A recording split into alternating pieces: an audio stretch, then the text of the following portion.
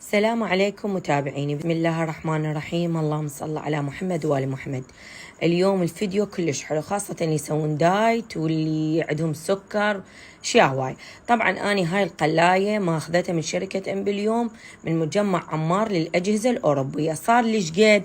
صار لي تقريبا 3 أشهر. اني نزلت الفيديو وبي حوالي 7 فيديوهات نزلت بيه يسوي من المعجنات الكب كيك، سويت كباب شوي.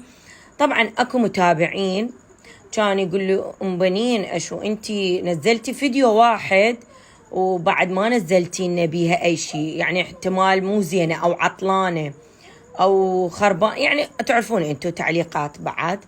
طبعا انا اليوم دا اثبت لهم انه القلايه مالتي تجنن وبيها خطوات كلش حلوه. تعالوا هسه نبدي. اول حاجه راح اسوي تمن مال حصه. اول شيء خليت دهن وخليت زيت الزيتون يعني، وخليت بصل وثوم وفلفل وحمسته، وبعدين ضفت خاشوقتين كبار من المعجون، وضفت شويه فلفل اسود وماجي وشويه ملح وكمون قليل كلش. طبعا احمسه. هذا التمن مال حصه انطونا اياه كلش يخبل وحلو. غسلته ونقعته نص ساعة كامل. هسه ايش ضفي هو نص كيلو تمن، ضفت عليه كوبين مي. طبعا اعوفه لحد ما ينشف. هسه بعد ما نشف عندي مو حيل باع وركز وبعد اكو بيه، شو اسوي؟ انص النار واتركه نص ساعة. بعد مرور نص ساعة طبعا عندي سمكة الوزن مالتها كيلو وين. طبعا قشرتها ونظفتها وغسلتها غسل زين. هسه أنا إيش أسوي؟ أريد أقطعها. طبعا أنا راح أسوي سمك تقلاه. طبعا إحنا من نريد نسوي سمك تقلاه نحتاج لنا بطل زيت، وبعدين من نكمل تقلاه الصراحة أنا ذبه لأن ما أقدر أستخدمه بزفرة وما أقدر. طبعا اليوم راح نستخدمه بالقلاية الهوائية حتى أثبت للمتابعين اللي قالوا لي قلايتك خبيه اشكال وعطلانة وهاي. لا، هسه عندي كركم، ملح، فلفل أسود، كمون فقط. واللي تريدوه شوي هم سووا شوي نفسي. أنا حسوي تقلاه بس ما نستخدم، خاصة اللي عندهم سكر واللي يستخدمون للدايت ما يريدون زيوت، هاي فول إلهم. طبعا راح أصفط بهذا الشكل. السوباية جوا ما نشيلها لأن راح تبقي لنا الزيوت من جوا. طبعا ما نخلي أي زيوت إلها. طبعا نص سمكة أخذت، وأصلا أبو بنين قال لي نص سمكة كافي بعدال كيلو. طبعا أعلق. شوفوا وين راح أخليه. راح اضغط هنا على هاي المربع الالوان، اخليه على السمك لمده 15 دقيقه. بعد 15 دقيقه استوت، بس اني بعد الوجه الثاني يعني احنا لازم نركز. بس الصراحه لقيتها مستويه وخفت على اللحم ليتفصل، يعني هوايه لقيتها مستوي. يعني شلون ذاب لي. هسه شوفوا لكم الزيوت وين ذابها من جوا. لازم ما نستخدم الورق اللي هذا الزبده هسه نازل. اعوفه 10 دقائق. طبعا هنا بعد مرور نص ساعه طلع التمن مال حصه رهيب والله، يعني تعجبت عليه وحتى طعمه خرافي. جربوا هاي الطريقه. نص كيلو تمن يحتاج كوبين من المي فقط، لا تخلون اكثر، وتنقيعته نص ساعه، والتهدير مالته يكون نص ساعه افضل. طبعا هنا بعد مرور 10 دقائق حمصته، يعني اخذ من عندي نص ساعه الا 5 دقائق. هذا انا ما اكذب عليكم، يعني انا قلبته اول شيء 15 وبعدين 10 دقائق. شوفوا الدهن اللي ذب لي اياها، يعني رهيبه. فما تخلون ورق الزبده راح يمتص هاي الزيوت ويرجع لنا اياها الكلها، فاحنا نحتاج هيك شيء. هسه اني هذا عندي ريحان، استخدمت الريحان ويا السمك يخبل والليمون. ما حبيت انه اقدم اي شيء وياهم غير بس الليمون والريحان والبصل وبيبسي رادة، ولاني يحبون البيبسي الصراحه. طبعا اليوم اني يوم كامل راح اسوي لكم بيها. يعني كيف قالوا لي انه عطلانه خاف نريد نشتري من عندها مثل ما قلتيك لاني شرتي بيها كومه.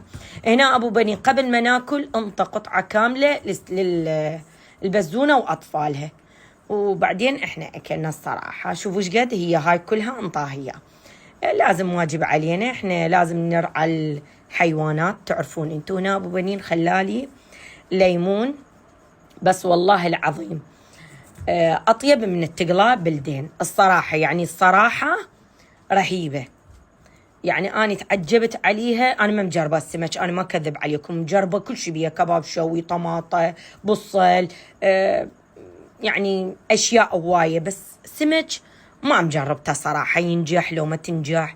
فمن شفت التعليقات هيك علي قلت طبعا قلت خلي أعيد الفيديو إنه أشوف لهم شنو اللي ينجح بيه، وهم أكو ناس تستفاد، المشتريتها اللي راح تشتري هسه وبكل شيء. هنا عندي كبة برغل، طبعا صار لها شهر ونص، وأخليها بهالشكل، وزيت أبخها بزيت، لازم نبخها بزيت، نخليها على مال السمك نعوفها 15 دقيقة وتقريبا 180 درجة الحرارة. بعدين ورا 15 دقيقة نلقاها متحمصة، نقلبها على الجهة الثانية، يعني مو نعوفها هاي 15 دقيقة والله طلعناها جاهزة، لا ماكو شيء، هاي كلاوات بعدال.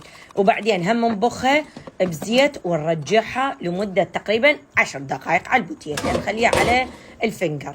بعد مرور تقريبا أخذت مني وقت 25 دقيقة، أقل من نص ساعة صارت عندي كبة روعة. طبعا أنا قليلة خليت هي تاخذ بال10 كوبايات، يعني احتمال أكثر، يعني أنا بالنسبة لي شفتها قليلة، يعني أنا خلتها بس على قدنا. هاي البوتيتا أنا مسويتها هسه، خليكم رابطها بأول تعليق مثبت. بوتيتا فينجر أنا سويتها، راح أخليها نفس ما هم يقولون على البوتيتا، بس لازم نقلبها. أنا أخذت وقت 40 دقيقة، لا العفو 20 دقيقة، 10 دقائق و10 دقائق هيك أخذت وقت. وشوفوها والنتيجة روعة، يعني النتيجة مالتها والله العظيم كأنه مسويها بالزيت. طبعا هاي الشبكة أبد لا تشيلوها، ما يصير بالورق الزبدة. لعد إحنا ليش نستخدم الزيوت؟ يعني نفس الشيء، لا نخلي ورق الزبدة راح نستخدم الزيوت.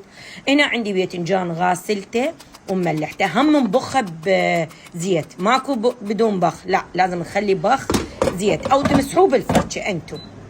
طبعا راح اخليه على البوتيته لمده 10 دقائق. بعد مرور 10 دقائق والله هاي النتيجه. بعدين نقلبها، شوفوا ماكو اي زيوت من الظهر. احنا راح شو نسوي؟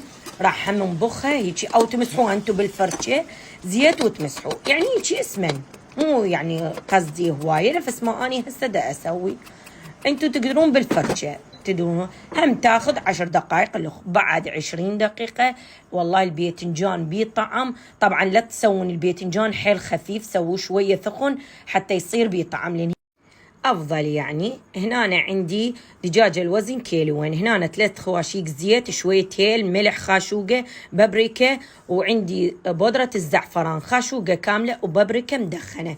الدجاجة هاي ما الذبح تكون قوية الصراحة، وحتى لو مال مصلحة هم عادي ماكو مشكلة. هاي الوزن كيلوين، قلت خلي أشوف يعني تنفع بالقلاية إنه حجمها كبير. لا الحمد لله نفعت. طبعا نظفتها زين وغسلتها، ومثل ما شفتوا تبلتها بهاي التتبيلة اللي أنا قلت لكم إياها. طبعا ما خليت لا كار ولا شيء، لا زعفران وهيل وزيت. هنا راح أخليها، هنا مكتوب مثل الجنح، يعني معناته دجاج، يعني طيور هي تعتبر، تقريبا 15 دقيقة. أنا لا غلط، إحنا نعرف بالشوي يحتاج ساعة، خليتها 20 دقيقة. طبعا هاي 20 دقيقة وراح أقلبها.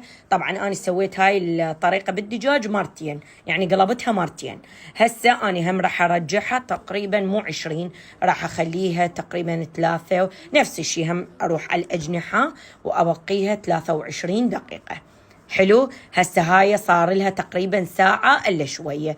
هسه بعد عندي 10 دقائق أريد أحمصها بعد أكثر، يعني تقريبا أخذت مني وقت ساعة و5 دقائق. الصراحة هنا لازم ننص النار ونتركها تقريبا 10 دقائق حتى تنطبخ بصورة صحيحة. طبعا والله النتيجة مالتها روعة فوق الخيال.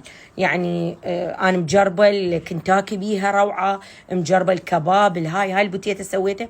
فهسه أنا ثبتت المتابعيني إنه القلاية مالتي ما أغشكم، أنا من نزلت لكم أنا ما أغش أحد ولا أبد، أنا نزلتها بضمير الصراحة. أحد يسألني ويقول لي أم بنين من ماخذتها، قلت لكم أنا من مجمع عمار للأجهزة الأوروبية.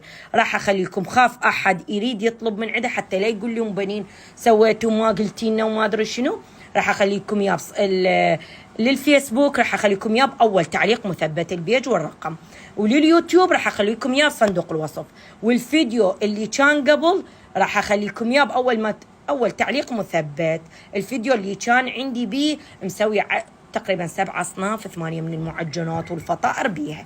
تقريبا صار لي 3 أشهر من أخذتها. شوفوا الدجاج قدامكم فسخته، بس سويت هيجي تفسخ وانتم تعرفون وشوفوا ماكو أي دم من داخلها. شوفوا النتيجة مالتها روعة. وشفتوا الكبة أبو بنين من فتحها، يعني اللي ياخذها والله يعني روعة. هاي ثبتت انه اكو متابعين قاموا هواي يطلبون من عندي انه ام بنين انت نزلت فيديو واحد، ام بنين انت بس مرة واحدة بس اعلان. قلت لهم ليش بس اعلان؟ انا استخدمها بس ما اقول لكم.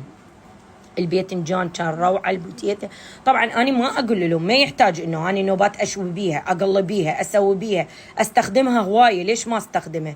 أحمي بيها خوبا تحمية، أقدر كل ساعة أي شيء أحمي بيها. طبعا مو فشي، بس اكو بعض متابعين يقولون لا هاي عطلانه لو مو زينه ما تقدر ام بنين تشتغل بيها. هاي اشتغلت بياني اليوم سمك، واشتغلت لكم دجاجه كامله الوزن كيلو وين، وباذنجاني اللي يقول عليه يجلق انا اليوم سويته بدون تجليق، والكبه هي احنا اللي نحتاج. واقول لكم شكرا على المشاهده.